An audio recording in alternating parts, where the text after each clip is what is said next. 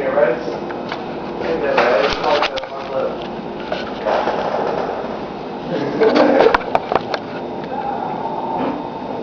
I'm Jimmi Lynn, and I'm going to tell you how to make your vote count, the increasing prevalence of voter fraud in America.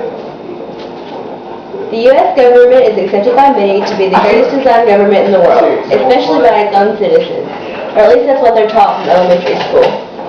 It's surprising to hear then that most of our elections are unfair and actually have incorrect outcomes.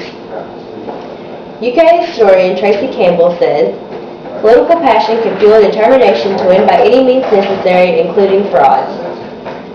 More attention needs to be placed on updating our methods and reviewing our registration list, or we could lose our power to choose.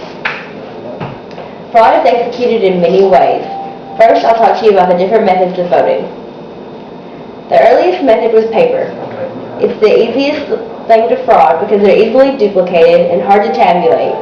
Most citizens, however, feel most comfortable with this method because it's not a machine. Lever machines are the next most prevalent machine used. An easy turn of the wheel on the back of a machine can change the outcome of the election, leaving no evidence behind. Punch cards and scanners were developed in the 60s and are what are used today.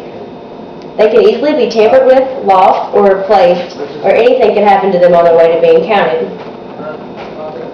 The newest way to record votes is the direct recording electronic, or DRE machine. They're the hardest to tamper with, and you have to have insiders from the company all the way down to the polling places to get in. Next, I'll discuss voter registration lists. Registration lists are a problem. National voter registration Act of 1993 states that the list must be cleaned out annually, but this law is generally ignored. Without regular cleaning, fraud becomes easier. People can move and stay on both registration lists in two counties. People that are deceased and are not taken off the list, other people can vote and use their names, and illegal immigrants also attempt to vote. Lack of proper IDing at the polls is another facilitator of fraud. Without a requirement of a photo ID, anyone can go up there and sign their name. Indiana is the only state that requires a government-issued photo ID to be able to vote. In the famous Bush Gore presidential race in 2000, Florida was the deciding state, and more than 1,400 votes had been altered. Voter fraud is one of many serious issues Americans face today, and a solution is needed. Thank you.